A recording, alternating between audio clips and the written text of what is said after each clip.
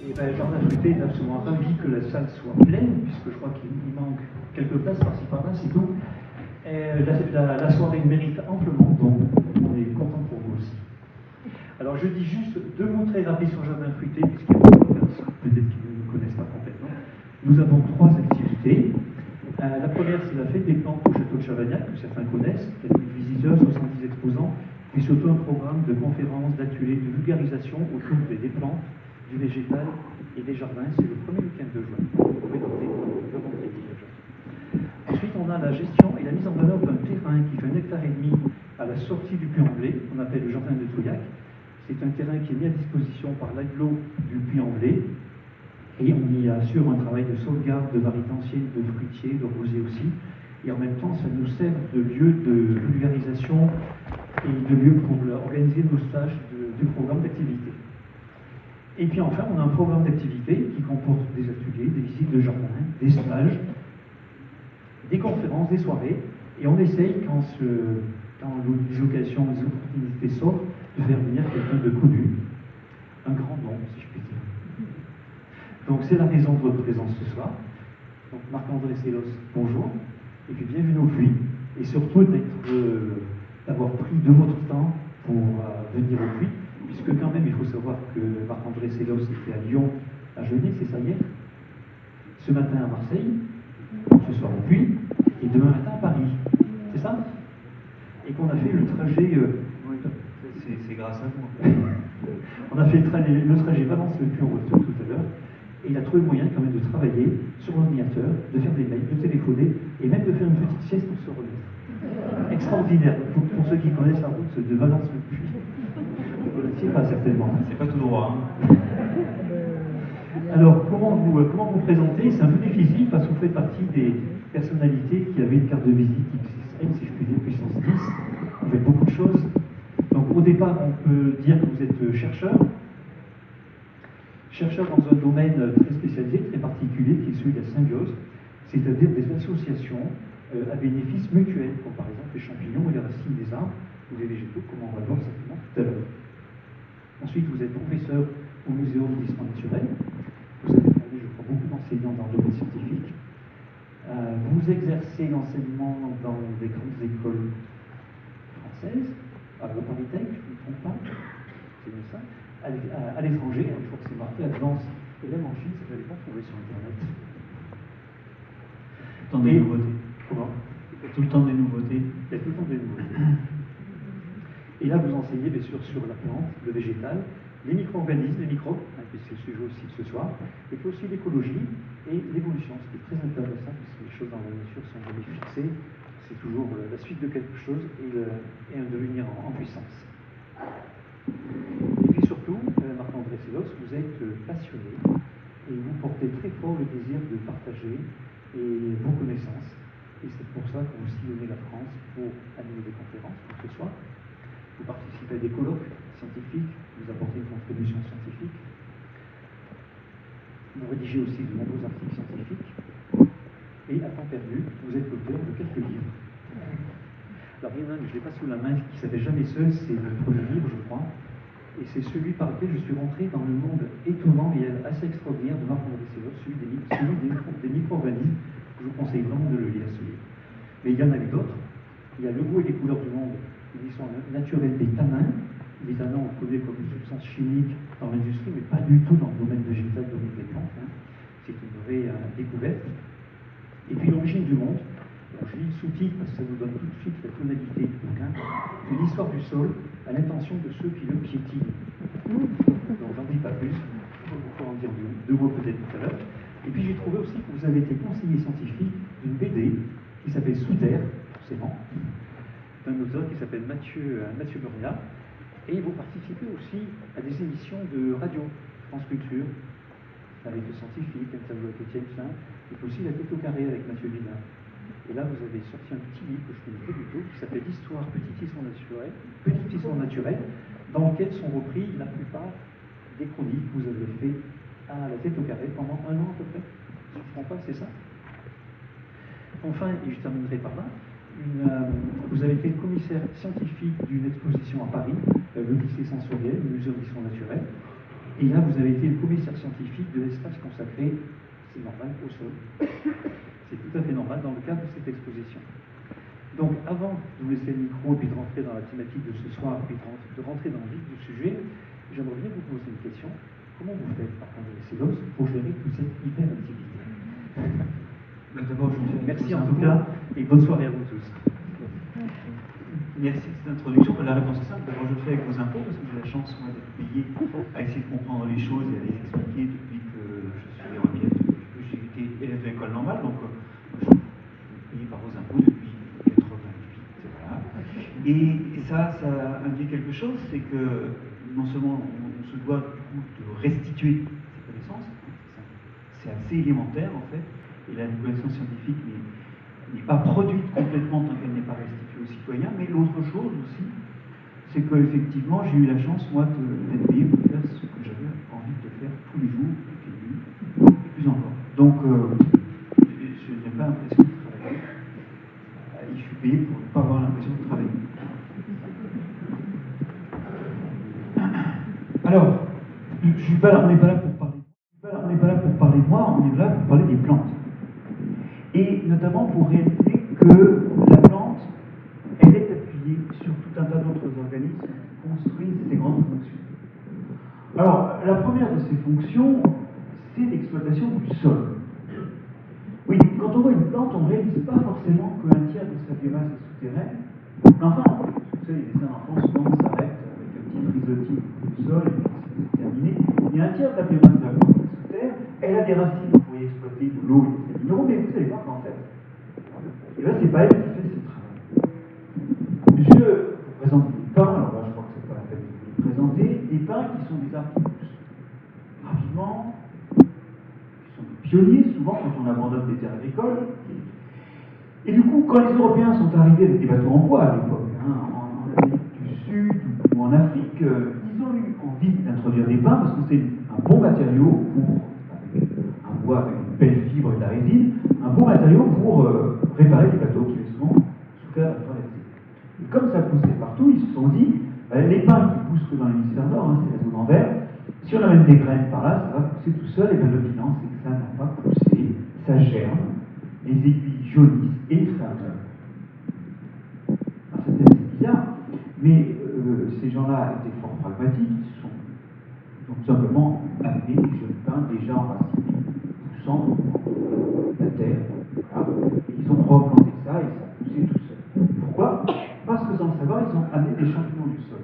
Des champignons du sol qui sont donc, vous comprenez, vitaux, absolument nécessaires pour les pins, mais qui pour le coup, ils sont toujours présents chez nous, donc chez nous on ne s'est même pas aperçu qu'ils étaient vitaux, ils sont toujours là, il n'y avait jamais de problème, et qui étaient absents de zone tropicale. Vous voyez que ces champignons du sol, on les voit là, on voit tous les filaments, alors il y en a tellement, on les voit à l'œil nu, mais d'habitude les filaments sont microscopiques, ils ne se voient pas à l'œil nu, et ils s'agglomèrent autour des racines, et ils forment une structure mixte qui est de la racine entourée d'une chaussette de champignons, entourée d'une chaussette de filaments de champignons, ça c'est ce qu'on appelle une mycorhize, très exactement comme le champignon est dessus, et autour on parle d'ectomycorhize. Peu importe le terme précis, l'idée c'est que ceci n'est ni de la racine ni du champignon, c'est l'association des deux, et ça c'est vital. C'est vital pour les champignons qui font ça, qui ne vivent pas sans plante, mais c'est aussi vital pour l'arbre qui ne peut pas se développer sans ces champignons.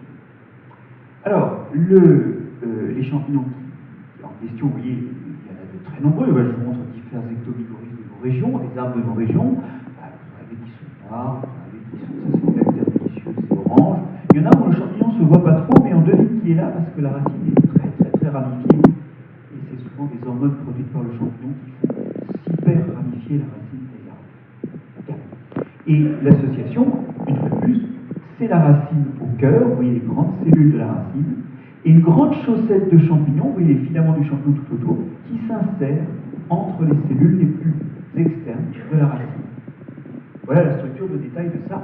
Et ça, c'est vital. Les champignons qui font ça sont des champignons qui sont communs chez nous dans les forêts, et qu'on ne trouvait pas sous les tropiques avant qu'on produise des pins.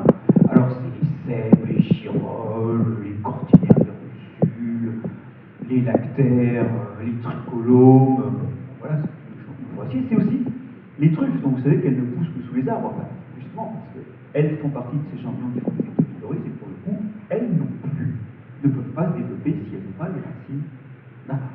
Là, la dépendance est vraiment réciproque. Bien.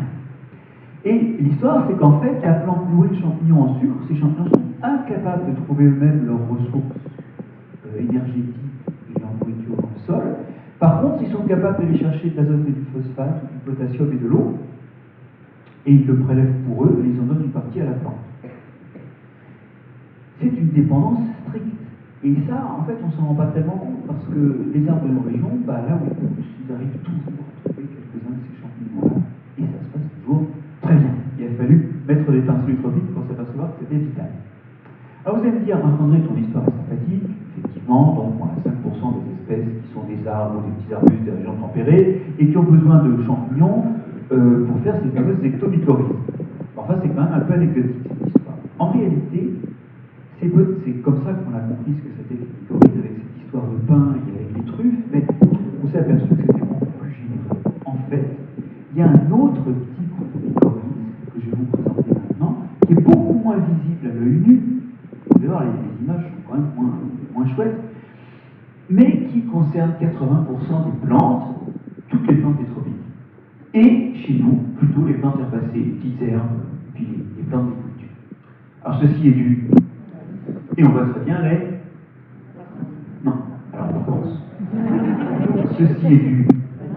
Et on voit bien les mycorhizes. Ben oui, en fait, ça ne se voit pas parce qu'on ne voit pas le champignon. Même en s'approchant de très près, on ne le voit pas. Mais il y a des champignons. Pour voir que ces racines en contiennent, il faut les mettre au microscope, colorés avec un colorant qui colore les filaments de champignons. On découvre qu'il y a plein de champignons dans les racines, plein de filaments qui pénètrent dans les racines saines. Ces filaments rentrent dans les cellules en se ramifiant. Vous voyez que ça fait des espèces de petites structures ramifiées qui rentrent dans les cellules. Ça, c'est les grandes cellules de la racine de maïs. Et donc, le champignon, il va même pénétrer jusque dans les cellules pour faire des échanges. Mais par contre, à l'extérieur de la racine, vous n'en voyez pas. Bon. C'est pour ça qu'on parle d'endomycorhize. Endo, ça veut dire dedans. C'est une mycorhize beaucoup plus intime. Mais enfin, il n'empêche que cette racine n'est pas une pure racine. C'est un mélange de champignons et de tissus de racines. Le champignon fait des fois des espèces de gros renflements dans lesquels il y a des gouttes d'huile. Il stocke ses réserves dans la racine sous forme de gouttes d'huile. Donc ça, c'est une structure de réserve. Le champignon en question, il ne séjourne pas autour de la racine, mais il fait des filaments qui partent dans le sol. Vous voyez, et au bout de certains de ces filaments, il y a des espèces de grosses expansions qui sont des spores. Ce qui fait que quand une plante germe, soit elle rencontre des filaments qui poussent dans le sol parce qu'ils sont connectés à une autre racine, soit elle rencontre des spores qui sont là en train d'attendre, un peu comme la belle bois dormant, un prince charmant. C'est la racine qui fait l'office de prince charmant. Les spores germent, redonnent des filaments et ça colonise la racine. Bien, dans un sol standard, quand vous tapissez le sol entre 0,1 et 0,5 mm, vous avez plein de ces grosses spores de champignons mycorhiziens, ce qui fait que l'association se fait pratiquement toujours. Alors voilà un cas où on empêche l'association de se faire. On prend du sol, on le stérilise complètement. À première vue, on pourrait se dire, bonne nouvelle, on va tuer tous les pathogènes. Oui, on tue aussi les champignons mycorhiziens. Puis, regardez ici, on sème des oignons. 3 mois plus tard, regardez, on va aller des arbres, ça n'a pas poussé. Ici, le sol est stérilisé, mais on a réintroduit des spores, celles que je vous ai montrées. Donc, l'oignon a pu former des mycorhizes. Et voilà un oignon de 3 mois qui ressemble à un oignon de 3 mois.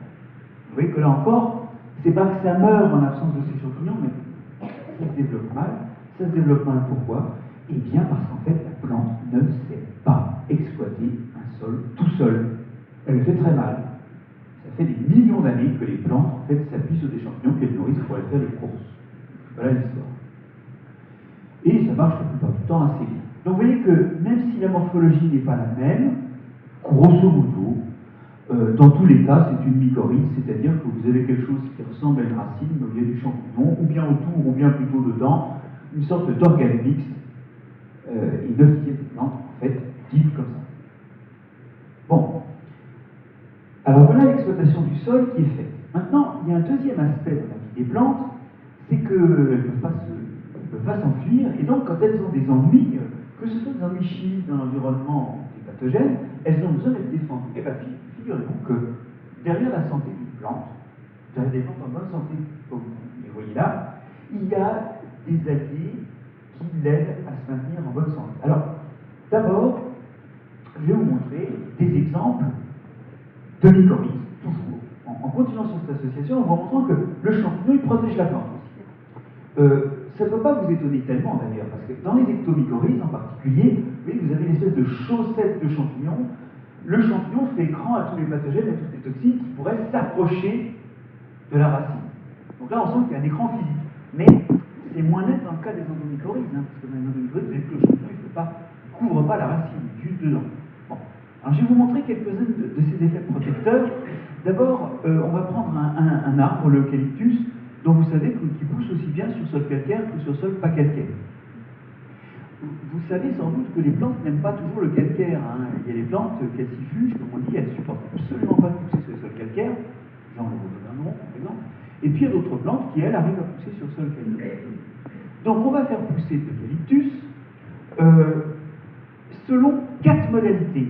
On va mettre des mycorhizes ou pas, on va le laisser faire des mycorhizes ou pas, et puis on le fait pousser dans un sol calcaire ou pas. Alors vous voyez qu'en haut, c'est quand on fait pousser des plants avec des mycorhizes, sur sol non calcaire ou sur sol calcaire. Ben, ça pousse. Ça pousse un tout petit peu moins quand le sol est calcaire, mais franchement ça pousse. Tout le monde sait bien que plante l'eucalyptus sur sol calcaire, il n'y a pas de problème. Il y a une légère toxicité du calcium, j'en sais rien. Maintenant, les autres courbes là, ce sont des plantes qui sont poussées en sol stérilisé, qui n'ont pas de mycorhizes. Alors regardez, quand on est en sol non calcaire, les plants sans mycorhizes poussent moitié moins que les plants mycorhizés sur sol non calcaire. Bah oui, ils mangent moins bien. Maintenant, mettons-nous sur sol calcaire. C'est ces deux courbes-là. Vous voyez que les plants sans champignons poussent 10 fois moins bien que les plants avec champignons. En fait, l'eucalyptus, il ne pousse pas sur un sol calcaire quand il n'a pas de champignons. Et si je remonte tout à l'endroit, ça veut dire que si l'eucalyptus pousse en sol calcaire, c'est à cause des champignons. C'est pas que lui supporte le calcaire. En fait, les champignons mycorhiziens, ils pompent activement le calcium hors de la racine. Donc ils détoxifient en réexportant vers le sol le calcaire, le calcium. C'est exactement qui est le principe toxique du calcaire. Alors vous allez me dire, c'est un peu bête cette histoire-là, parce que c'est un truc de Shadok, vous pompez dehors, puis ça re-rentre. Non, il faut autre chose. C'est qu'ils sécrètent une molécule qu'on appelle l'oxalate, alors que vous connaissez sous sa forme d'acide oxalique, c'est ce qui donne le petit goût à l'oseille ou à la rhubarbe.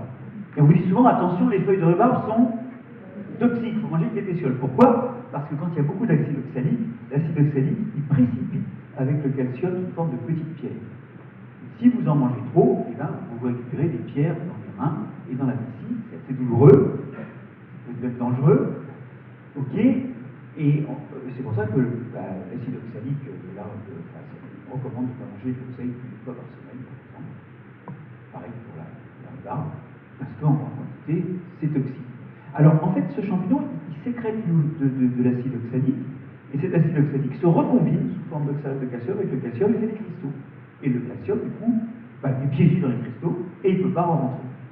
Donc, double stratégie, je pompe dehors et j'immobilise dehors. Et voilà comment beaucoup de plantes réputées calcicoles sont en fait infoutues de pousser sur le calcaire, le calcaire. Elles ne tolèrent le calcium du calcaire que par le biais de leurs champignons. Protection contre des toxines. Maintenant, protection contre les maladies. On a élevé des petits Camesiparis, mycorhizés ou pas. Et puis au début de l'expérience, on inocule un pathogène, un champignon qui s'attaque aux racines. C'est pas un champignon qui fait des mycorhizes, c'est un champignon qui détruit les racines pour les manger. On l'inocule donc, et puis au cours du temps, on regarde ce qui se passe. Alors, on voit que dans les plants mycorhizés, il y a 5% de morts, 95% de survie. Le pathogène n'a quand même pas toujours réussi à s'installer. Dans les plants non mycorhizés, il y a 95% de morts, 5% de survie. Ben voilà. Ça n'empêche pas d'être malade, les mycorhizes, mais ça limite quand même l'installation des maladies. Et donc, au total, cette interaction n'est pas simplement une interaction alimentaire, c'est une interaction où les deux partenaires se protègent. Le champignon, vous avez vu, il met ses réserves sous forme de matière grasse dans la racine pour les protéger de tout ce qui pourrait lui arriver dans le sol. De même, le champignon protège la racine. Et c'est pas étonnant que les partenaires se protègent, parce qu'en fait, la santé de l'autre, c'est ce qui fait la qualité de leur alimentation. Vous y êtes? Donc dans l'évolution, et la plante et le champignon ont acquis des capacités de protéger leurs partenaires, parce que chaque fois qu'ils y arrivaient un peu mieux, et ben ils survivaient mieux puisqu'ils mangeaient mieux. C'est aussi bête que ça. C'est pas de l'altruisme, c'est de la charité bien organisée qui commence par... Ok. Alors, maintenant, sortons de terre. Parce que là, je crois que vous avez ras-le-bol des champignons et des mycorhizes. Alors moi, j'aime bien ça parce que c'est là-dessus que travaillent mes équipes de recherche, mais tout le monde n'aime pas forcément avoir le nez sous terre et regarder les racines de près. Des racines. Oui, là, c'est ça. On sort de terre et on va dans les feuilles. Alors, au niveau des feuilles, vous avez très très souvent, alors là encore, c'est un truc des arbres des régions tempérées et un peu moins les régions tropicales, je vous expliquerai pourquoi après. Mais retournez toutes les feuilles d'arbres de notre région et des arbustes, vous verrez qu'il y a des touffes de poils à la divergence des nervures. Ça se voit très bien chez les tilleuls, mais là, vous voyez, ça se voit très bien aussi chez le hêtre. Alors, ces touffes de poils, en fait, elles abritent des petits acariens. Et on voit très très bien ce qu'ils font là. Pourquoi? Parce qu'il y a plein de trucs blanchâtres là. C'est quoi ces trucs blanchâtres? Eh non, c'est pas de mycélium, regardez, c'est des espèces de bulles blanchâtres. Les acariens, c'est comme les insectes, ça mue. Donc c'est l'endroit où ils se réfugient pour muer. Et ils en passent leur déchets là, parce que voilà. Ça, c'est un petit œuf. C'est aussi l'endroit où ils se réfugient pour pondre. Donc, ces touffes de poils attirent des petits acariens, là, que vous voyez, et ces petits acariens, ils s'habitent dans ces logettes poilues, ils se protègent là, on appelle ça des domaties. Vous voyez, du latin domus, la maison. Voilà. Donc, ça se voit très bien quand on a de bons yeux, et si on n'a pas de bons yeux, on prend une loupe, et il y a ça sur les feuilles de tous les arbres tempérés, et même les lianes qui poussent sur ces arbres, comme la vigne par exemple. Bon. Ces acariens, donc, ils sont protégés par la feuille. C'est leur intérêt. Et quand vous avez, après, qu'est-ce qu'ils font? Donc ils ont un habitat, ils sont protégés, et qu'est-ce qu'il leur faut encore? Manger. Mais ils ne mangent pas de feuilles. Ce n'est pas des acariens phytophages, pas du tout, du tout. Quand ils sortent manger, et là, celui-là il est en train de manger, ils cherchent attentivement et ils dévorent les petites germinations de champignons, des petits couverts de bactéries, ou encore d'autres acariens, dans certains cas, qui eux sont venus pour manger des feuilles. Quand ils sortent manger, ils protègent la feuille. C'est une belle interaction, hein, réciproquement protectrice. Les acariens protègent les feuilles, et les feuilles protègent les acariens. Il n'y a pas d'échange de nourriture. C'est marrant, hein, mais c'est une protection qui est tout à fait exemplaire. Voilà une expérience qui a été faite sur le cotonnier. On a élevé en serre des cotonniers. Le cotonnier, c'est un arbuste tropical, donc il n'y a pas de domatie. Il n'y a pas de logettes de poils. Et on a rajouté des logettes de poils sous les feuilles en mettant des touffes de coton. Là, on a vu qu'effectivement, quand on rajoute des domaties, ça se peuple d'acariens. On laisse pousser tout ça et on compte la quantité de fruits formés par les pieds de coton. Vous voyez que quand il y a des domaties, il y a plus de fruits, plus de capsules de coton que quand il n'y a pas de domaties. Parce que tout simplement, ces acariens sont protégés de petits parasites et la plante se développe mieux, elle ne se fait pas voler ses ressources, elle ne se fait pas voler son carbone, et du coup elle peut faire plus de fruits. Alors ça marche en serre, mais clairement, dans les conditions où vit le cotonnier dans la nature, ça n'a pas été sélectionné parce que ça ne va pas marcher aussi bien. Mais en tout cas, ce que montre cette expérience, c'est que dans des conditions de serre, vous pouvez améliorer la production de graines, et donc le développement de la plante en fait, en mettant des acariens protecteurs. Alors, ça, c'est le... Ah, alors, je fais un message d'erreur.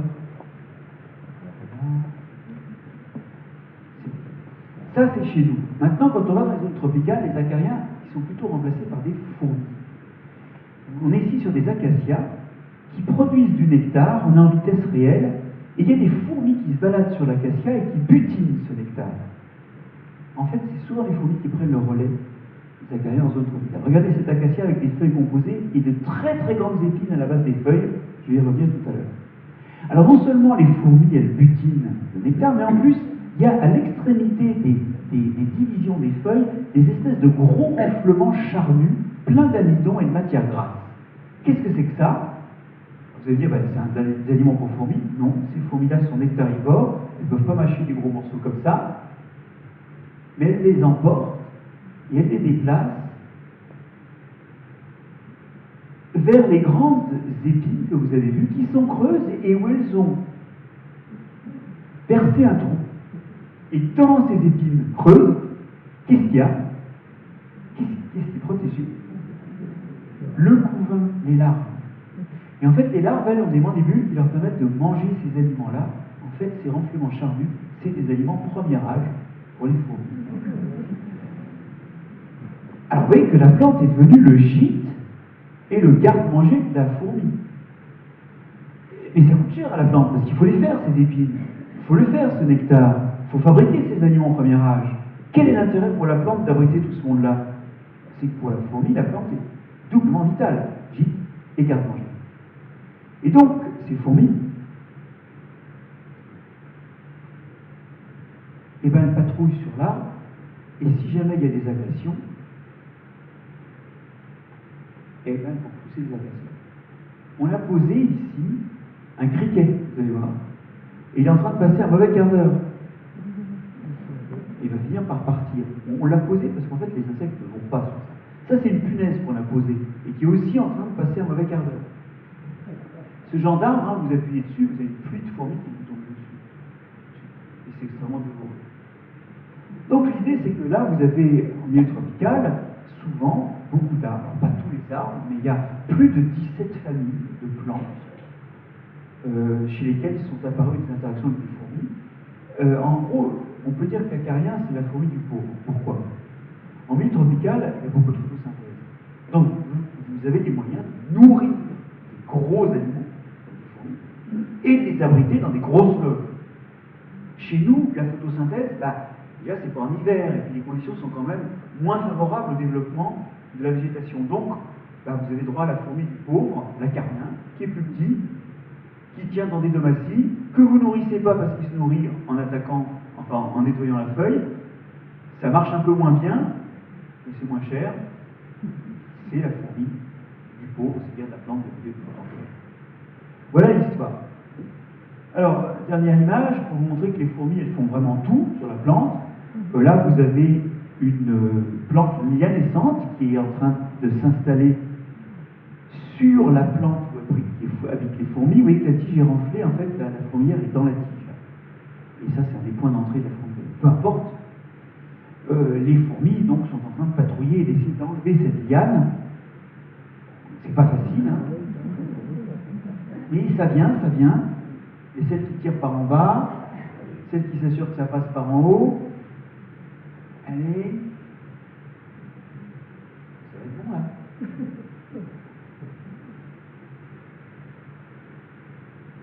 Même ça, même les épiphytes, même dans nos enfants, se font par les abeilles.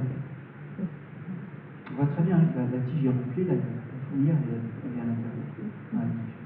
Bon, alors, maintenant, il faut comprendre aussi qu'à une autre échelle, à l'intérieur des parties aériennes, comme il y a des champignons dans les racines, il y a aussi des microbes, et notamment des champignons dans les feuilles. Il faut comprendre que les feuilles, elles ont des ouvertures qu'on appelle des stomates, qui font communiquer l'air extérieur et des grandes lacunes, qui sont en noir ici, des grandes lacunes qui se trouvent entre les cellules. Ça permet au CO2 et à l'oxygène de rentrer, ce qui va permettre la photosynthèse de la plante. Ça permet aussi à la plante de respirer la nuit.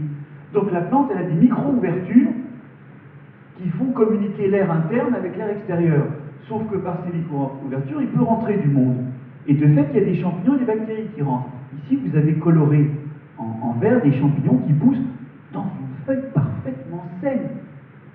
Oui, il y a des champignons dans les feuilles saines qui ne sont pas du tout des champignons parasites. Ils se nourrissent de petits morceaux de parois, de petits débris cellulaires. Ils se nourrissent là, ils habitent là, mais ils ne rendent pas la feuille malade. Dans une feuille de nos régions, vous avez jusqu'à une dizaine, du peuplier standard, jusqu'à une dizaine d'espèces de champignons différents qui font des filaments microscopiques à l'intérieur de la feuille. Voilà. Dans le milieu tropical, vous avez encore plus de champignons, vous avez jusqu'à une centaine d'espèces de champignons par feuille.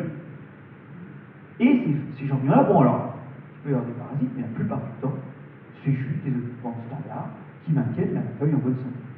Il y a aussi plein de bactéries. Alors, les bactéries, c'est plus petit. Vous voyez, à l'échelle, ce serait comme mon pointeur de bactéries. Il y en a donc beaucoup plus, puisqu'il y a encore plus de place pour une bactérie. Dans une feuille, vous avez, dans un gramme de feuille, vous avez 100 millions de bactéries. Alors, ça peut paraître étonnant, mais je vais vous expliquer que ça n'est pas du tout. Imaginez que vous soyez une bactérie. D'accord? Alors, vous êtes une bactérie qui est en train de regarder une feuille de peuplier. Donc, la bactérie regarde la feuille de peuplier, et moi, je regarde, c'est quoi, pour moi, l'équivalent d'une feuille de peuplier, à l'échelle d'une fourmi? Quand la fourmi regarde une feuille de peuplier, moi, je regarde Paris. C'est ça le rapport d'échelle. Et attention, Paris avec, c'est épais une feuille, hein, Paris avec des immeubles de 1000 étages.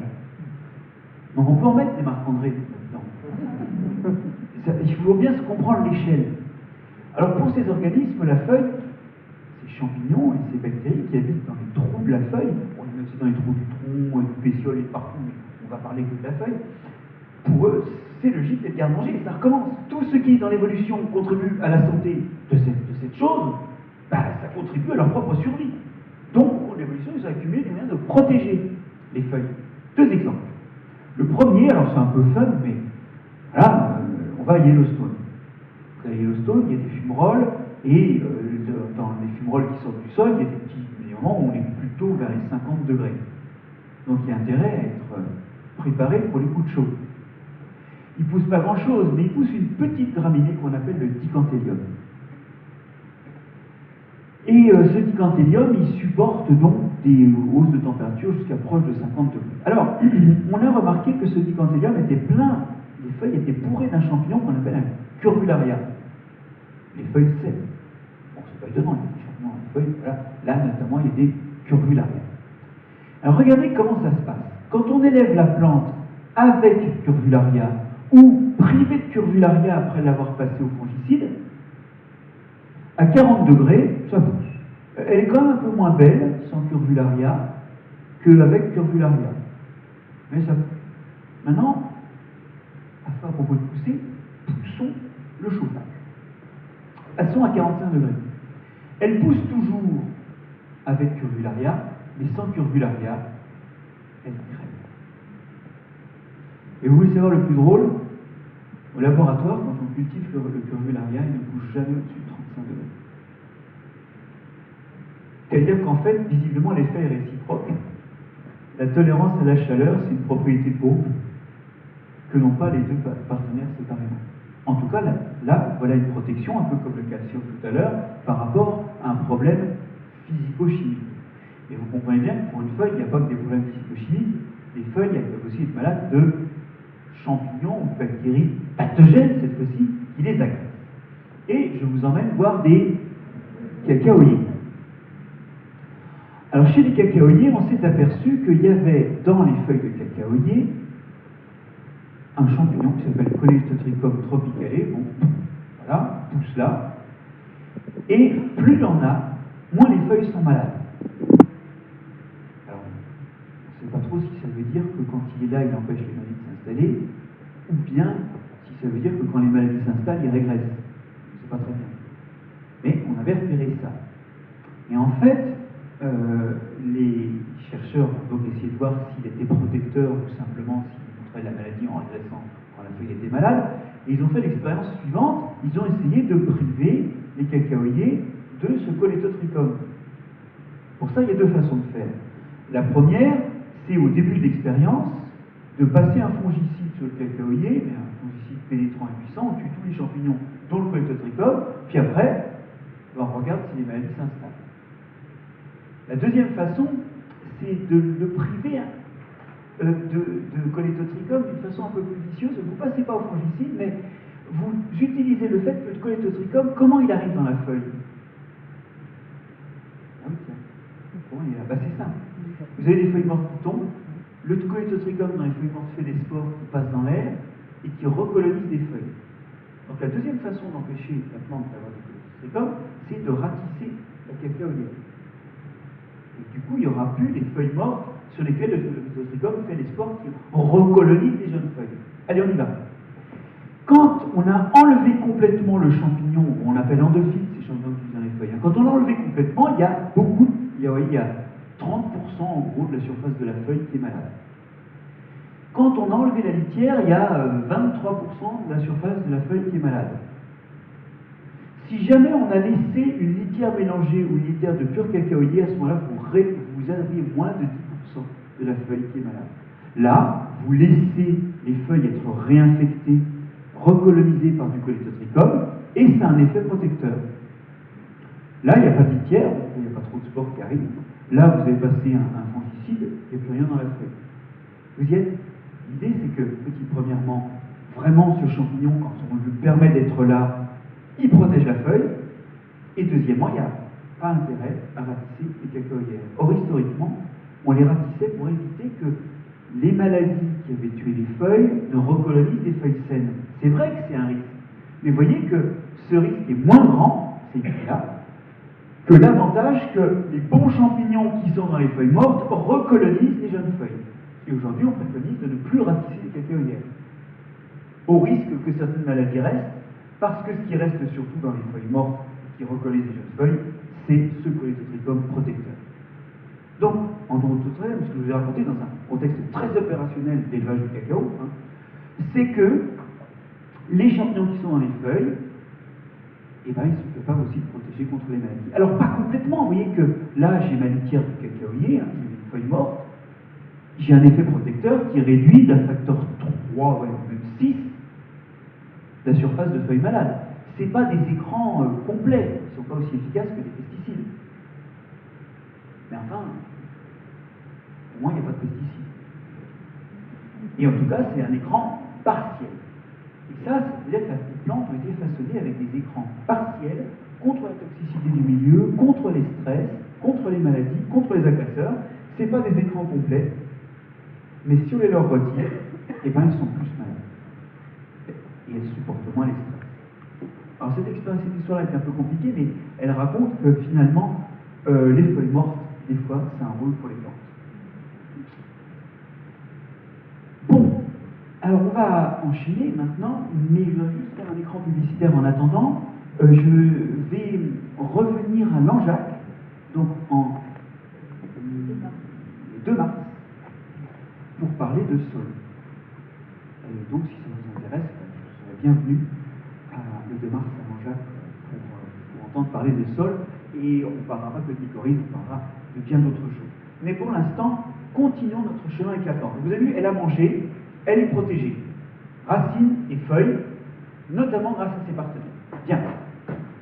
Alors, une autre chose dans la plante qui va nous ramener à l'alimentation, c'est que la plante, elle est verte. C'est un truc assez élémentaire pour une plante d'être verte.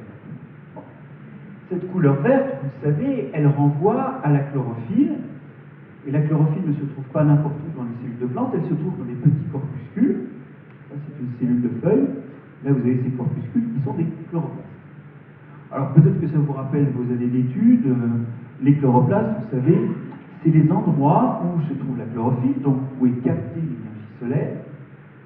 Et à cet endroit-là, l'énergie solaire sert à transformer du CO2 en sucre. Le chloroplaste et la chlorophylle, ce sont les outils de la photosynthèse. C'est partie de la cellule qui utilise l'énergie atmosphérique pour faire du sucre. Bon. Et ça, bien content que ça existe, parce que tout ce qu'on mange, hein, ça sort d'un chloroplaste. Même si c'est du bœuf, du poisson, hein. À un moment, le bœuf il a mangé de l'herbe, et à un moment, le poisson a mangé un poisson, qui a mangé un poisson, qui a mangé des algues. Oui, cette histoire-là, c'est aussi notre alimentation. Mais ces chloroplastes, on sait aujourd'hui, ils ont toujours intrigué les chercheurs, parce que ces chloroplastes, ils se multiplient en se coupant en deux comme des bactéries. Et en fait, c'est des bactéries. C'est des bactéries, on sait aujourd'hui que les chloroplastes, c'est des bactéries capables de photosynthèse qui sont rentrées dans les cellules d'un lointain ancêtre des plantes et qui se sont multipliées en captivité. Alors, captivité heureuse, parce que la plante amène tout ce qu'il faut pour nourrir ça, de l'azote, du phosphate, de l'eau, elle amène tout ce qu'il lui faut, et en échange, elle récupère du sucre. Un partenaire qui amène des sels minéraux à un autre qui lui donne du sucre, c'est le même échange que dans les mycorhizes. En fait. Oui. À l'intérieur même de la cellule de la plante, il y a une bactérie qui fait la photosynthèse. Et vous savez pourquoi on sait que c'est des bactéries? Parce que dedans, on trouve un génome, on trouve de l'ADN qui ressemble à s'y méprendre à un génome de bactéries. Donc aujourd'hui, la chose est réglée. À un moment dans leur évolution, les ancêtres des plantes ont domestiqué, acquis dans leurs cellules, des bactéries qui y vivent, qui produisent du sucre et qui s'y multiplient. Quand la cellule se coupe en deux, on hérite des bactéries. Quand un spermatozoïde de plante féconde un ovule de plante, ça amène des chloroplastes issus des parents, et donc ça se propage de cellule en cellule, de génération en génération. C'est devenu un composant ordinaire de la plante. Mais, à la base, si les plantes sont capables de photosynthèse, c'est parce qu'elles abritent des bactéries photosynthétiques, qui ne peuvent plus vivre toutes seules, mais qui vivent très bien à l'intérieur des plantes. Les plantes ont attrapé la photosynthèse, comme d'autres attrapent la scarlatine, en attrapant des bactéries. Voilà. Alors, les cyanobactéries, vous les connaissez bien, parce que vous les avez déjà vues. Toute la patine grise, voire bleutée, notamment les fissures quand il y a des ruissellements d'eau qu'on a sur les vieux monuments, sur les falaises, vous avez ça dans l'œil, hein. Ne me dites pas que c'est de la pollution, parce qu'en général, il y a un maximum de couleurs aux endroits où circule l'eau de pluie. Alors que si c'était de la pollution, la circulation d'eau de pluie devrait plutôt enlever de la couleur. Cette patine-là que vous avez un peu partout, cette patine grisâtre, c'est les cyanobactéries qui vivent libres. Elles sont restées en liberté. Donc les cyanobactéries, vous les avez dans le paysage, à la fois dans les plantes et à la fois sur les parois rocheuses ou les parois de maison exposées et pas fraîchement ravalées. Sachant qu'on ne ravale pas les falaises, donc en général dans la nature, c'est la cyanobactérie. Oui. Donc vous voyez que les cyanobactéries, c'est un groupe que personne ne connaît, tout le monde s'en fout, mais n'empêche qu'on voit que ça. Encore un groupe un peu trop discret. Voilà pourquoi les plantes sont vertes, et qui nous rappelle que dans le cortège des partenaires des plantes, il y en a qui sont si anciens et qui ont tissé un lien si intime que quand on les a découverts au début, on a dit tiens oui, c'est des parties de la cellule. Et c'est vrai, mais qui descendent de microbes libres. Voilà. Alors vous avez dit, les plantes, elles ne font pas grand-chose. Pas la photosynthèse, elles n'exploitent pas le sol, elles ne se défendent pas. C'est un peu des immeubles qui abritent des sociétés de services.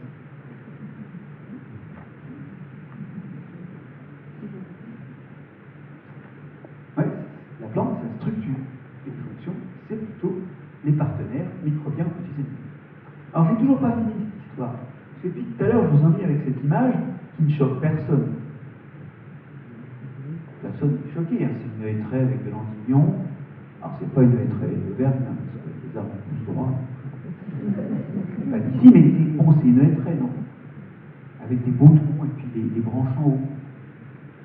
Mais c'est un vrai scandale, ça, intellectuellement. Quand l'arbre était petit, il a été un arbuste, oui. Les arbres, ça pousse pas comme un parapluie, se déplie. Ça pousse par l'extrémité. Quand cet arbuste sera devenu un tronc, aura un tronc qui aura, disons, cette largeur, il devra encore dépasser toutes ces branches-là, même si elles ne se sont pas développées. Où sont-elles? Vous saisissez le scandale? Alors, vous allez me dire, oui, elles sont mortes parce qu'il n'y a pas de lumière, parce qu'on est en forêt. Vous avez un peu raison. Elles restent et elles se développent quand l'arbre est en pleine lumière. Ça montre qu'il y a bien des branches basses. La question donc c'est, où sont-elles passées les branches qui étaient là? Elles sont mortes, mais il devrait au moins être, oui, il devrait avoir au moins les restes. Parce qu'elles étaient, je vous ai dit, elles occupent un empattement plus large que le tronc. Donc, vous avez raison, elles ne sont pas en forme, elles sont moribondes ou elles sont mortes. Alors, je vais vous dire, elles sont là. Enfin, elles existent bien. Je vous emmène en Bretagne, chez moi, à Béni-en-Mer, où les gens, quand ils ont remembré, on leur a offert des cupressus et des pine cyclis, c'est des essences californiennes.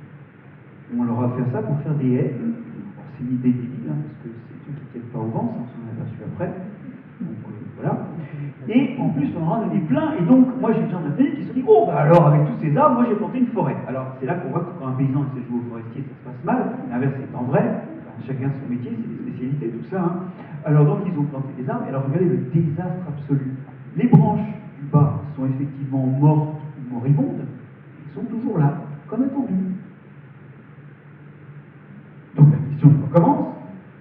sont donc passées les branches la plupart du temps. Ah, alors oui, quand on introduit une espèce, l'élagage, c'est le nom de la disparition des branches basses, ne se produit pas. Ça sent le mécanisme fait par des microbes qui n'auraient pas été introduits, mais qui d'habitude sont là. Ben, ça ne va pas, c'est des champignons. Vous avez des champignons qui attaquent les branches, soit mortes, soit affaiblies, et qui les bouffent. Et ces champignons, ils ont une caractéristique, c'est qu'ils ne rentrent pas dans le tronc parce que dans le tronc, oui, c'est beaucoup plus massif, il y a moins d'oxygène qui arrive à cœur du tronc. C'est pas le genre de truc qu'ils arrivent à manger. Donc, quand ils ont fini de manger la branche, ils meurent, et ne soyez pas tristes, parce qu'entre-temps, ils ont fait des spores, ils sont en train de coloniser d'autres branches. Bon, mais ce qui est intéressant, c'est que du coup, votre branche a disparu, et ensuite, avec la croissance annuelle, vous avez un bourrelet cicatriciel qui se met en place et qui se referme. Et donc, rapidement, votre branche va être recouverte par une belle croissance continue et donner un beau tronc continu, ce qui a deux vertus. La première, c'est que quand ça se rebouche, ça cesse d'être une ouverture qui permettrait à des pourritures de cœur, des champignons qui, eux, peuvent manger le cœur d'un gros arbre, de rentrer. Ça, c'est un risque que le bois soit colonisé par des champignons. Ça, c'est terminé. Et la deuxième chose, c'est que maintenant, cette belle fibre continue, ben, elle fait un tronc plus résistant que si la croissance englobait des branches. Il serait autant de discontinuité. Donc vous voyez que non seulement ça a un rôle phytosanitaire, cette histoire, ça améliore la santé du tronc, mais en plus, ça améliore sa résistance mécanique.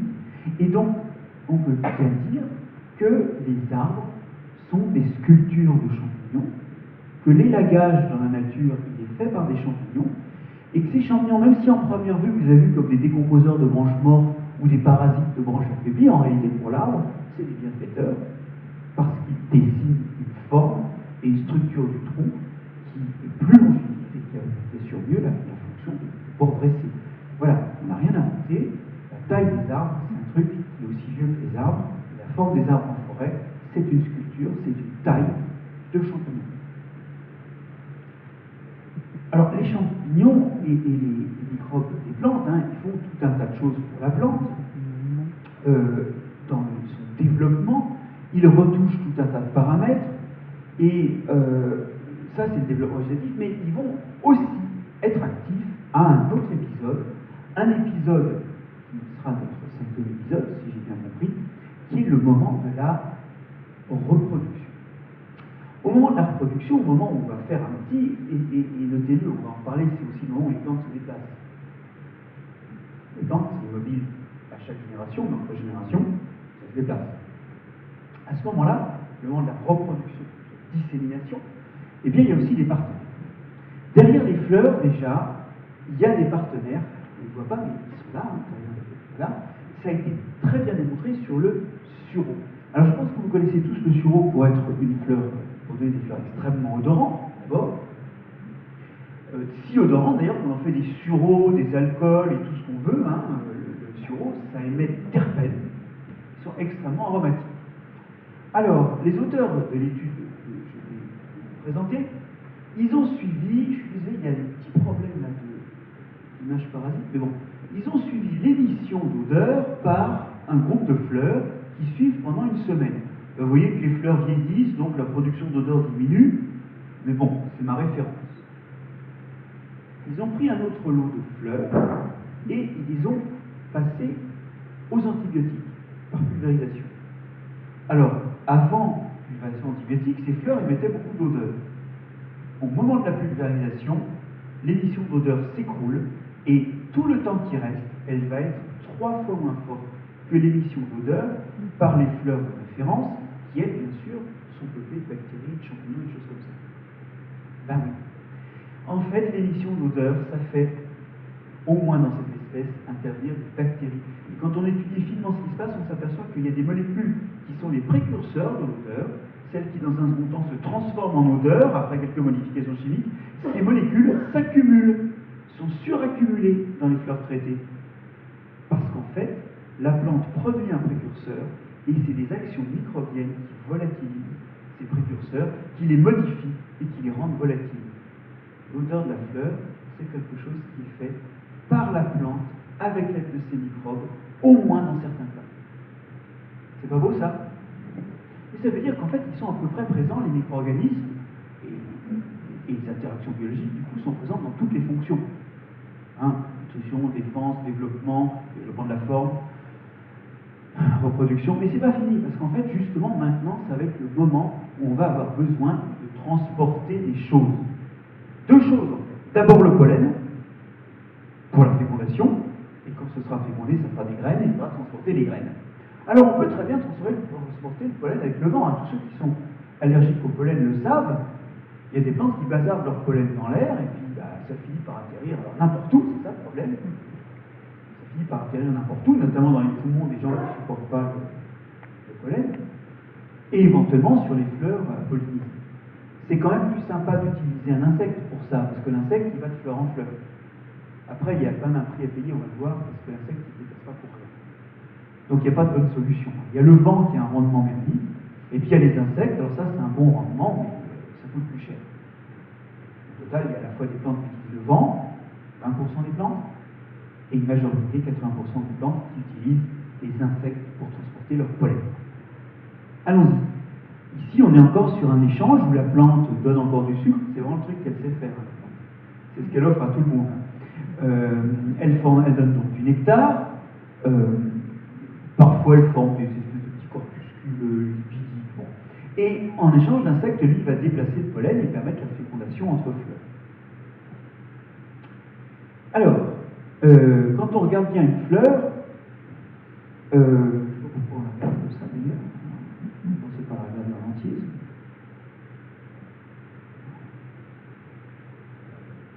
Quand on regarde bien une fleur,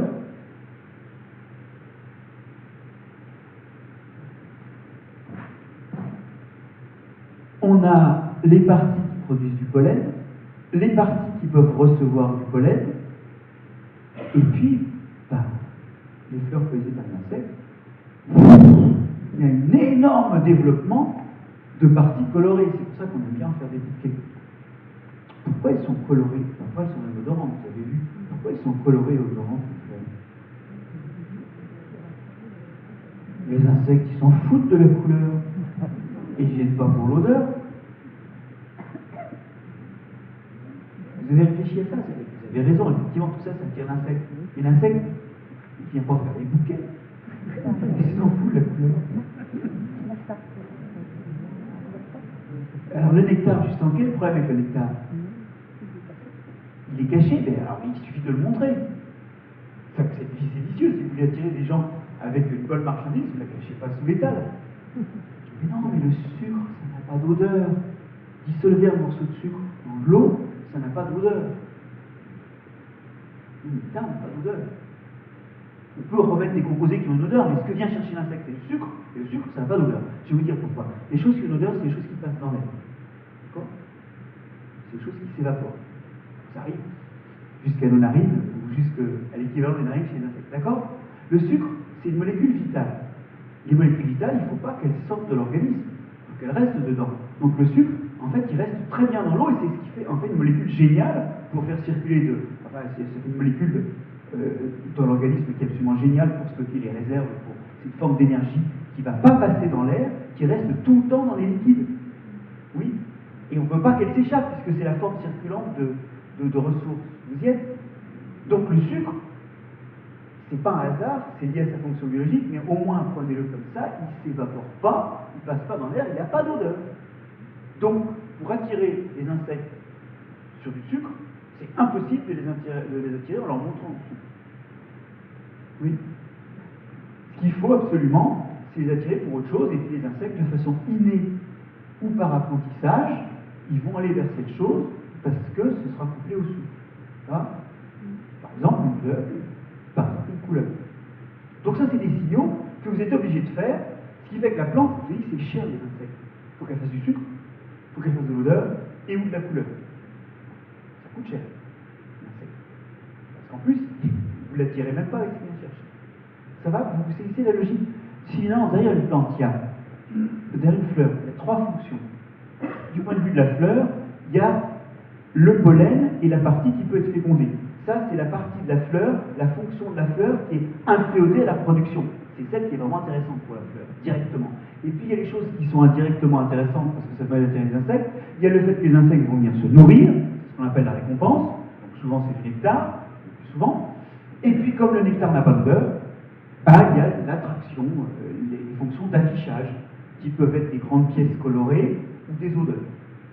Ou les deux. Parce qu'une fois de plus, le nectar ne se voit pas. Et il ne se sent pas. Donc il faut un affichage. Bon. Alors ça, c'est très vicieux. Parce que le résultat, c'est que les trois fonctions sont disjointes. Et ça va autoriser des tas de dérives. Qui font que c'est encore plus difficile d'utiliser les insectes. Suivez-moi un peu. Si je suis une plante un peu rusée, j'affiche, mais je ne produis rien. L'insecte, il arrive, non seulement il ne trouve pas le nectar, mais alors il va chercher, il va bien se tartiner de pollen, ou alors il va bien déposer son pollen. Souvent l'insecte, quand il ne trouve pas à manger, il emmène mieux le pollen et il le dépose mieux, parce qu'il cherche partout. Putain, où est-ce que c'est ce truc? Vous y êtes? Alors, c'est pas une stratégie, il ne faut pas qu'elle soit trop générale, cette stratégie, parce que ce serait un désastre. Les insectes feraient faim. On va voir comment ça se passe. Donc vous voyez qu'on peut très bien afficher sans récompenser. Mais il y a aussi, alors ça c'est plutôt un problème pour l'insecte. Maintenant un problème pour la plante. L'insecte, il peut trouver un moyen de se servir. Il voit qu'il y a à manger, il s'approche, il trouve la bouffe et il ne touche pas le pollen. Il ne touche pas les parties femelles, il ne pollinise pas. Vous savez, les organismes qui utilisent les fleurs pour se nourrir sans polliniser, moi j'en connais. Qui d'entre vous n'a pas déjà mis des fleurs de coquelicot dans une salade ou des fleurs de bourrache? Vous avez pollinisé au passage? Pas du tout, vous avez tout bouffé. D'accord, donc il y a des interactions qui peuvent mal se passer. Pour la plante, c'est quand l'insecte se sert, ou même, moi je mange les fleurs de sauvage, ça a bon goût. Ça dépend des individus, mais des fois c'est très bon. Enfin, quand je bouffe des fleurs, je ne pas au passage. Donc il y a un risque de se faire dérober des ressources sans pollinisation. Vous voyez que les fonctions sont séparées. Et ça débouche sur un exercice difficile. Alors, comment est-ce que la fleur, ça peut marcher si le risque, c'est que l'insecte se nourrisse sans féconder? Et comment survivent les insectes si le risque, c'est que les plantes les attirent pour que dalle? Vous sentez cette histoire qu'il y a les trois fonctions, elles ne sont pas incarnées dans les mêmes structures, et du coup, il y a un risque que certains se servent d'une partie des structures et pas du reste. Alors, on va d'abord raconter, par rapport à ce, parce que ça, c'est la vie des bisounours. Hein. Les plantes sont gentilles avec les insectes sont gentils avec les plantes. En fait, les insectes viennent manger. C'est pas fou. Vous voyez les plantes. Les plantes sont là elles font des fleurs pour être fécondées, pas pour nourrir les insectes. Comment ça peut marcher? Ça marche avec le rustine. Parce que tout le monde dit que la vie est belle, mais c'est pas vrai. Je dis souvent que dans un monde où on perd ses parents, et où l'alternative c'est que les parents perdent leurs enfants avant de mourir, on ne peut pas penser que le monde est bien fait. Le monde il est fait de rustine. C'est un peu glaçant, mais quelque part, il faut voir la réalité en face. Voilà les rustines. Voilà un exemple d'une fleur, c'est une orchidée. L'orchidée sureau, il y en a pas mal dans les environs. Souvent on trouve dans les environs. Cette orchidée, elle a un grand éperon au niveau de la fleur, et l'éperon, c'est souvent là où il y a du nectar. C'est là où il y a du nectar. Quand vous êtes un insecte, vous voyez ça, vous dites « Ouh, ça va être la fête !» Sauf qu'eux, ils sont vides, les éperons. Donc, ça a l'air d'une fleur, mais c'est un leurre. Pour l'insecte. Mais il y a quand même des insectes qui disent ça, ils ne doivent pas être très heureux. Maintenant, on va faire une espèce, on va mettre côte à côte des pots de mimulus et de dactylorhiza. Vous voyez, les mimulus, ça ressemble à des dactylorhiza, on est dans les Scrophulariacées, ça ressemble un peu, mais ça, c'est des fleurs avec du nectar. Et on en met moite-moite. On se débrouille pour que, on fait un petit tapis comme ça, avec les cultures qu'on a, et on fait sur ce tapis, il y a autant de fleurs de mimulus que de fleurs de dactylorhiza. Donc, si un insecte se pose par hasard, il y a une chance sur deux de tomber là, ou une chance sur deux de tomber là. Ça va? Une chance sur deux pas être heureux, une chance sur deux d'être heureux. Il y a beaucoup dans la vie. Ok, et on lâche les bourdons. C'est parti, on les lâche. Alors on fait plusieurs fois l'expérience. Ça, c'est la barre de l'intervalle de confiance. On s'attend à ce que la proportion de fleurs de dactylorhiza visitées soit de 50%, puisqu'il y en a une moitié, s'il se pose au hasard, bah, c'est 50% du temps sur une fleur de dactylorhiza. On s'aperçoit qu'en moyenne, c'est 35%, mais la barre de l'intervalle de confiance recouvre 50%, donc c'est pas significativement différent. Significativement différent, ça nous rappelle des trucs dont on parle dans l'actualité en ce moment. Hein, ce qui compte, c'est la barre. Là, bon, on voit que statistiquement, on ne peut pas dire que c'est différent de 50%. Donc, il se pose au hasard. Même si, quand même, c'est bizarre. La moyenne est un peu basse. Mais on ramasse les bourdons et on les fait geler un peu. Dans ce temps-là, les fleurs refont le nectar ou pas. Et on relâche les bourdons. Deuxième lâcher. Proportion de fleurs de dactylorhiza visitées, quelques pourcents. La plupart du temps, 99,9% du temps, les bourdons se posent sur les mimulus, ils ont appris à les reconnaître, et ils se souviennent que ça, c'est un piège à naïf. Vous y êtes? Donc en fait, les insectes, ils ont de grandes capacités de mémorisation, et ils ne se font pas avoir souvent. Ce qui fait que là, ça vous coûte pas cher, les insectes, mais vous êtes vite évités, vous n'êtes pas souvent visités. Mais c'est moins cher. C'est jouable. C'est une stratégie marginale.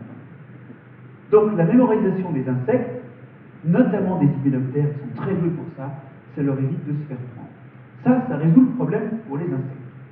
Mais il y a le problème pour la plante, le problème du risque de se faire visiter par un insecte qui prend le nectar sans polliniser. Moi je vous dis un truc. Si vous êtes un insecte dans une prochaine vie, hein, alors je ne sais pas ce que ça veut dire sur ce que vous aurez fait dans cette vie-là. Peut-être que vous aurez fait de l'effet de serre et que vous serez donc métamorphosé en insecte pollinisateur comme punition. Je cramponne au pédoncule, je fous ma trompe entre les pétales et je vais chercher le nectar. Là, comme ça, je ne risque pas d'avoir du nectar, du pollen dans les yeux quand je repartirai. Je me sers du pédoncule, du dos de la fleur et j'introduis ma trompe. Ah oui, mais on est habitué à voir les fleurs comme ça, parce qu'on les regarde du dessus, on les regarde jamais comme ça, du dessous. Et quand on les regarde du dessous, on s'aperçoit que ces petites pièces vertes qu'on appelle les sépales sont alternes avec les pétales. Ça veut dire qu'il y a un entretuilage qui fait que ta trompe, tu ne peux pas l'introduire. Parce que dans la commissure entre les deux pétales, eh ben, il y a un truc qui gêne. Et donc les insectes, qu'est-ce qu'ils font? Ben, ils passent par l'entrée. Ils sont obligés de passer par la case polaire. Oh, il y a plus vicieux, encore. Il y a des plantes à pétales soudés en tube. Alors là, le nectar, il est au fond du tube, d'accord? Regardez. Ça sort de la flore. C'est une des illustrations de la flore de Régis Thomas et David Busti, qui est une superbe flore qui est parue chez Belin et qui, pour le coup, montre des tas de détails. Enfin, c'est plus qu'une flore, c'est aussi quelque chose sur la biologie des plantes. Alors voilà une fleur donc, de bruyère. Vous voyez que le nectar, il est là. Si vous voulez le nectar, vous rentrez là, et là, vous tripatouillez la partie réceptrice de pollen, et puis vous tripatouillez les étamines qui sont là, si vous voulez aller jusqu'au nectar. Alors, soit vous rentrez tout votre organisme, soit vous êtes un peu plus gros, vous rentrez votre trompe, mais si vous voulez aller au nectar, vous devez tâter du pollen ou du pistil qui reçoit le pollen.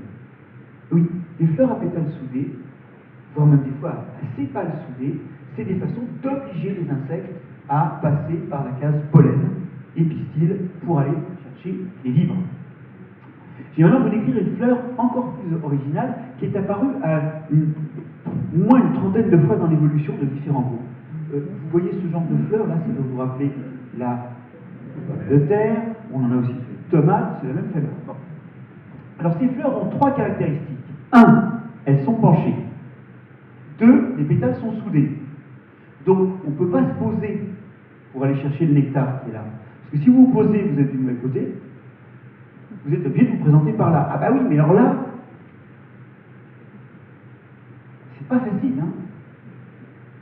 En plus, regardez bien, les étamines sont ouvertes par un trou. C'est la troisième caractéristique. Elle est penchée, les pétales sont soudés, et les étamines forment un espèce de groupe, et elles sont ouvertes à leur extrémité. On retrouve ça dans d'autres familles. La bourrache dont je vous parlais tout à l'heure, elle a le même type de fleurs. Mais ce n'est pas une solanacée, ce n'est pas de la famille de la patate, c'est de la famille de la bourrache. C'est une autre famille. Vous pouvez penser aussi au cyclamen. qui est une plante de la famille des privères et qui a la même fleur. Et puis dans l'hémisphère sud, il y a une explosion de familles qui ont des fleurs comme ça. Chez nous, on a aussi la Ramondia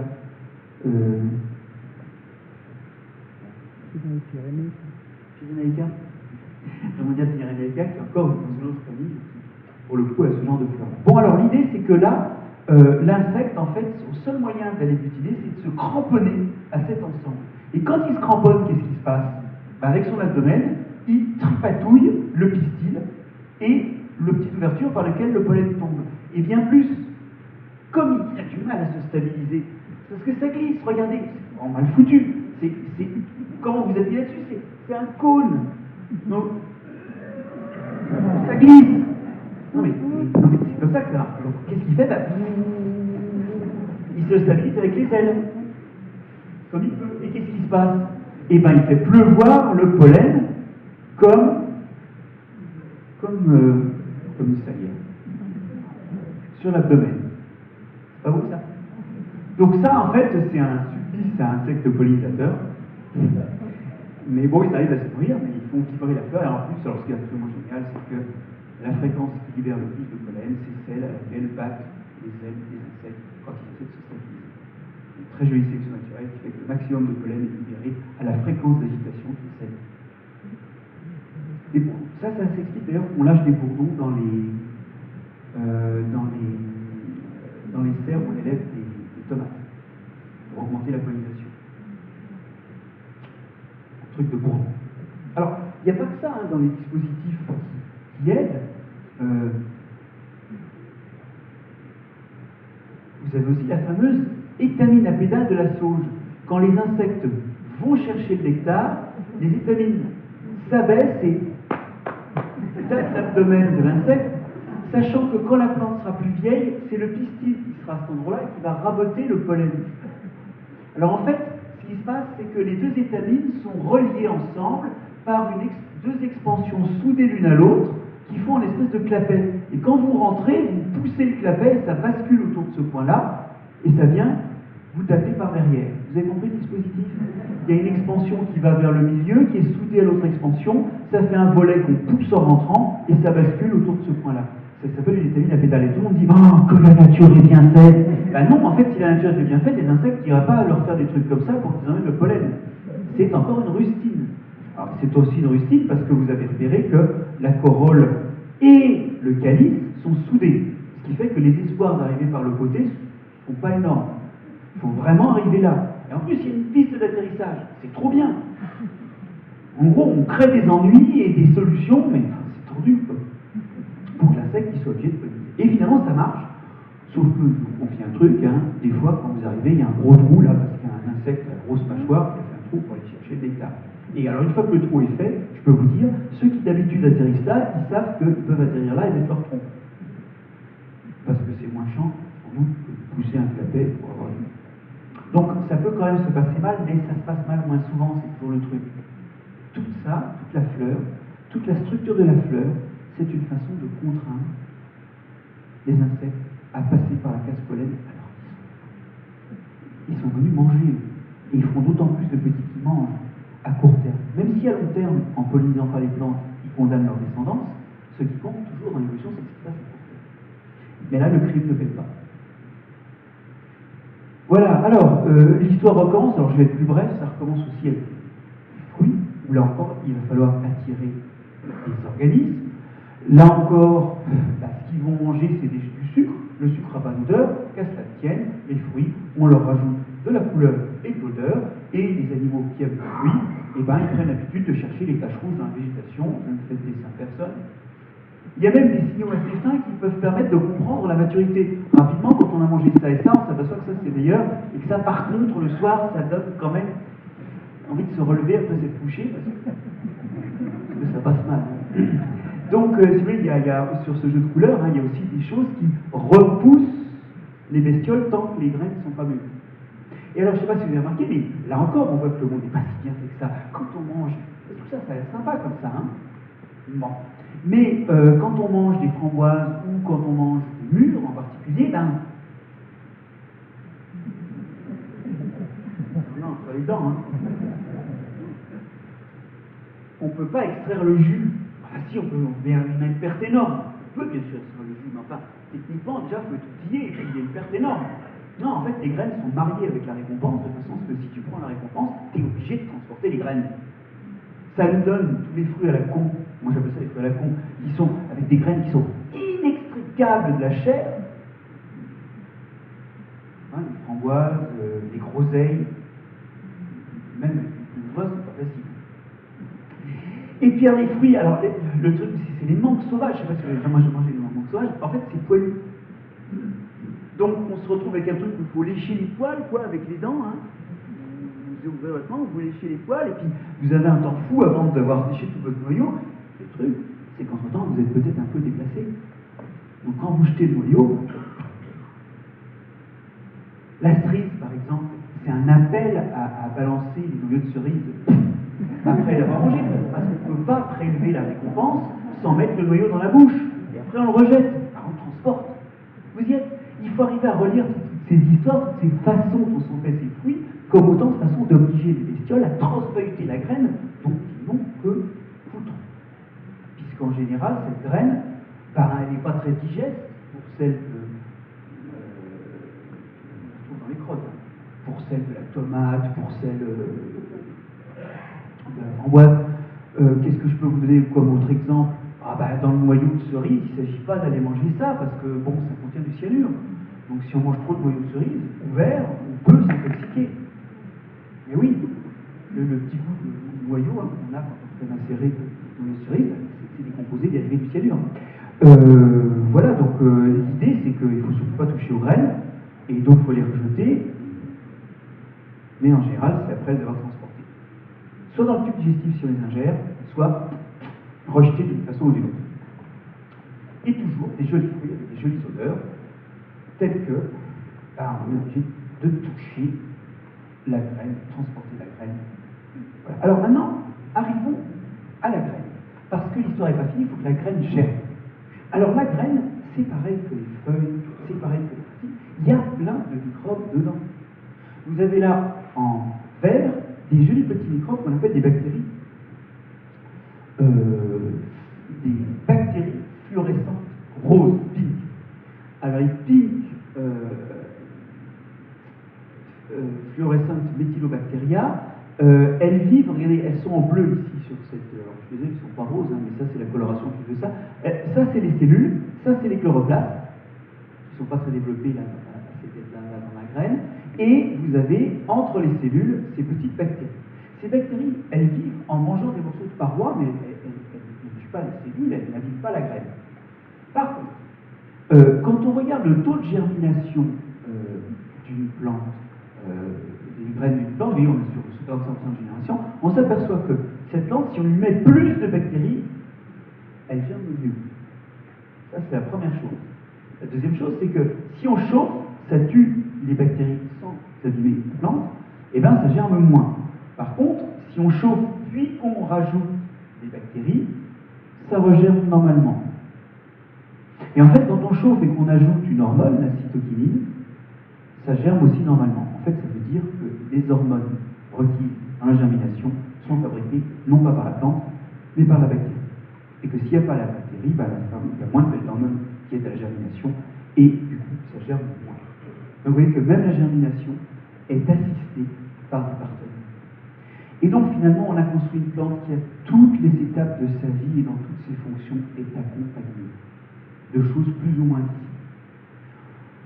Là, c'est pas de la végétation que je vois, c'est des communautés microbiennes et des communautés d'animaux qui protègent tout ça, depuis les acariens qu'il y a là, jusqu'aux pollinisateurs qu'il y a là, aux bactéries des feuilles et aux champignons qui font les mycorhizes sur les racines.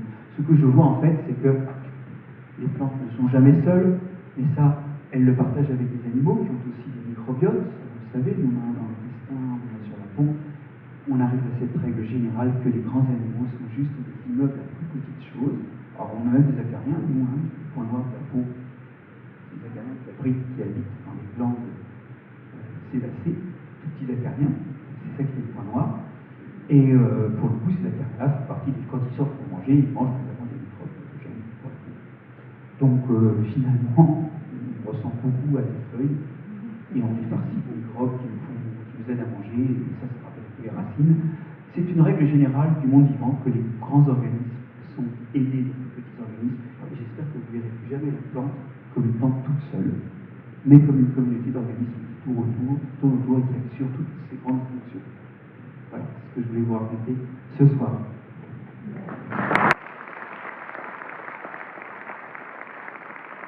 Merci énormément pour cette soirée, pour cet exposé.